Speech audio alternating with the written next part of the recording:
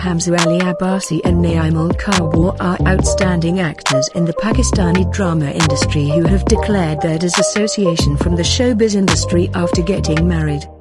The reason from their disengagement from the showbiz industry was that the couple wanted to live a life after marriage according to Islamic principles. The wedding also took place in the year 2019 with great simplicity, in which very few guests were invited.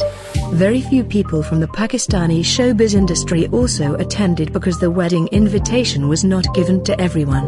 On the other hand, due to the presence of Hamza Ali Abbasi in politics, many famous politicians also spotted in this wedding ceremony.